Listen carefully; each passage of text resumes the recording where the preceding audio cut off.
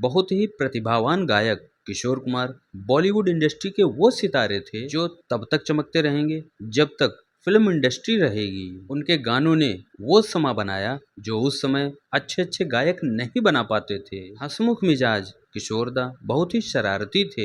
Film industry वाले उनसे बहुत खुश भी रहते थे तो बहुत नाराज भी रहते थे क्योंकि वो मुंहफट थे। उनकी शरारतें बच्चों जैसी थीं। आज हम उनकी लाइफ से जुड़ी कुछ इंटरेस्टिंग बातें लेकर आए हैं जिन्हें सुनकर आप भी हैरान रह जाएंगे। किशोर दा सिंगर बनने से पहले फिल्मों में एक्टिंग किया करते थे। विद्या हर रोज बैंक में क्या करने आती है? बैंक में नहीं, वो हर शाम मेरे बच्चों को पढ़ाने के लिए मेरे घर आती है। गुलाब जामुन खाओगे?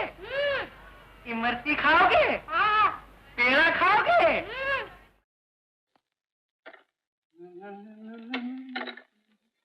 मन्नू, तो क्या पति और पत्नी का आपस में कोई संबंध नहीं होता? क्या बक रहे हो? मेरी पत्नी मद्रास में। मद्रास में थी हुजूर, है नहीं?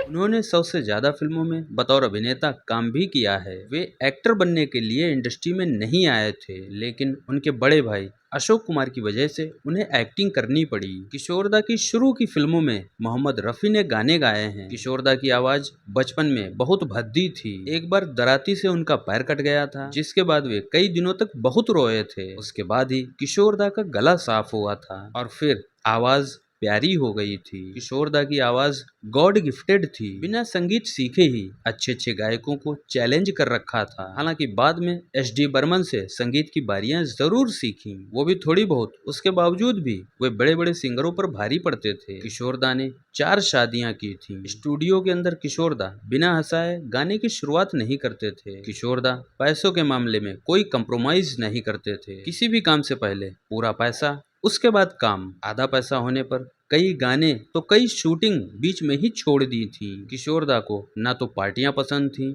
और न ही किसी से मिलना। लोग घरों के बाहर कुत्तों से सावधान बोर्ड लगवाते हैं लेकिन किशोर दा ने अपने घर के बाहर किशोर से सावधान बोर्ड लगवा रखा था। कांग्रेस का प्रचार करने से मना कर देने के बाद सरकार ने उनके गाने बैन करवा दिए थे। वे बदला लेने में माहिर थे। ऐसी बातें वे कभी नहीं भूलते थे। पहली बार राजेश खन्ना का गाना गाने से पहले उन्होंने राजेश खन्ना का इंटरव्यू किया था। किशोर दा मेल और फीमेल दोनों ही आवाजों में गाना गा लेते थे। हाफ टिकट फिल्म का आके सीधी लगी दिल पे, आके सीधी लगी दिल पे जैसे कटरिया ओ संवरिया, ये गाना इसका उदाहरण है। आनंद फिल्म में राजेश खन्ना के कैरेक्टर के लिए निर्माता की पहली पसंद किशोर कुमार थे, पर जब ऋषिकेश मुखर्जी उन्हें साइन करने के लिए उनके घर गए तो किशोर दा के वॉचमैन ने उन्हें भगा दिया था। उसके बाद ही आनंद का कैरेक्टर राजेश खन्ना को मिला। शराबी फिल्म का इंतहा हो गई गाना इन्होंने टेबल पर लेट कर गाया था। आधे पैसे मिलने पर एक बार किशोर दा फिल्म की शूटिंग के लिए सेट पर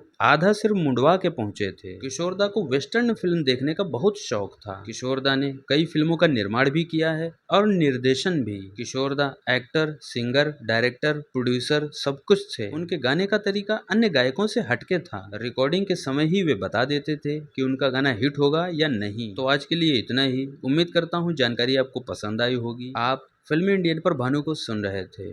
धन्यवाद।